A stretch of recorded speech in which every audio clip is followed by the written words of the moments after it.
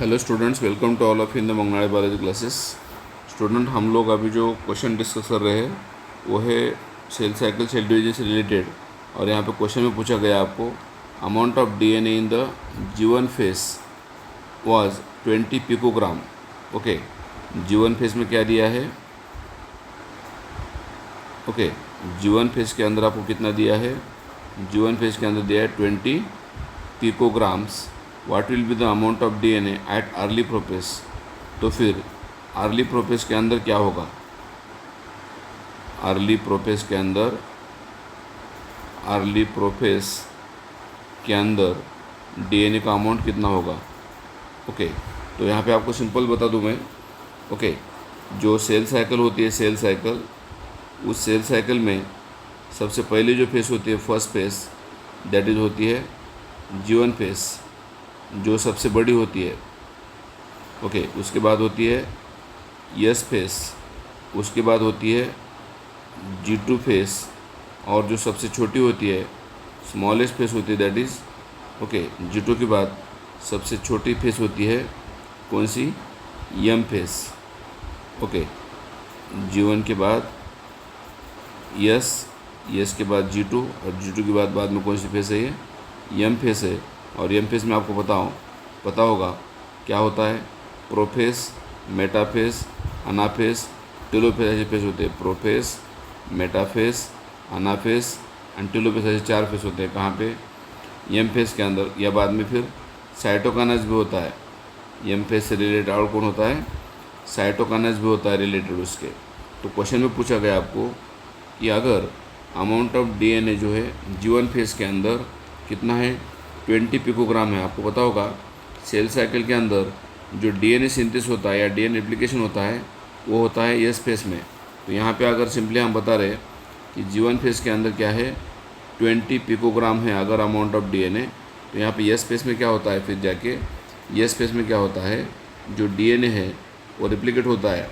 मतलब एक डीएनए से क्या बनते हैं? ओके, 2 डीएनए बनते हैं। कहाँ पे? S फेस के अंदर एक डीएनए से 2 डीएनए बनते हैं। इसका मतलब ओके, यहाँ पे अगर डीएनए G1 फेस के अंदर खाली C था, क्या था? C था। तो यहाँ पे क्या बन रहा है? 2C बन रहा है ना। ओके, कहाँ क्या बन रहा है? 2C बन रहा है। कहाँ पे? ओके, S फेस के अंदर 2C बनता है। फिर बाद में G2 के अंदर भी क्या बनता है? 2C बनता है। देन M फेस के अंदर भी क्या बनता है? 2C बनता है। मतलब कंटिन्यू होता है। खाली G1 में C है, दैट मीन्स अमाउंट ऑफ जो डीएनए है वो क्या हो गया? फिर ट्वाइस हो गया। किसके कंपैरिजन में? G1 के कंपैरिजन में जो है। So DNA present in the G1 जो था, ओके, G1 में जो था डीएनए कितना था? 20 पिकोग्राम था।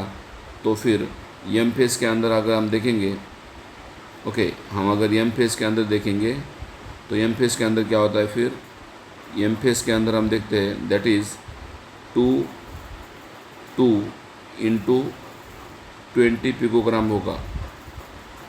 2 इंटू 20 पिकोग्राम होगा, दैट इज़ 40 पिकोग्राम होगा। किसके अंदर? M फेस के अंदर। और आपको पता है prophase is nothing but the part of M phase. Prophase किसका पार्ट है? M फेस का पार्ट है। तो फिर अगर M फेस के अंदर 40 पिकोग्राम हो रहा है, will be 40 picogram amount of DNA present in the prophase. Okay, तो फिर प्रोफेस के अंदर क्या है? फिर प्रोफेस के अंदर क्या है? या फिर अर्ली प्रोफेस के अंदर क्या है?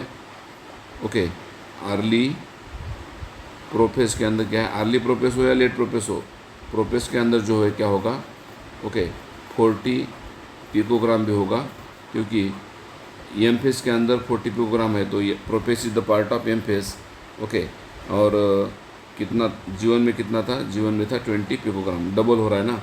S फेस में क्या होता है? अमाउंट ऑफ डीएनए जो है डबल होता है।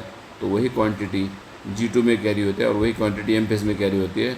और अर्ली प्रोफेस जो है M फेस का पार्ट है, इसलिए M फेस के अंदर जो डीएनए का अमाउंट है दैट इज़ 40 पिकोग्राम होता है। Thank you for watching video.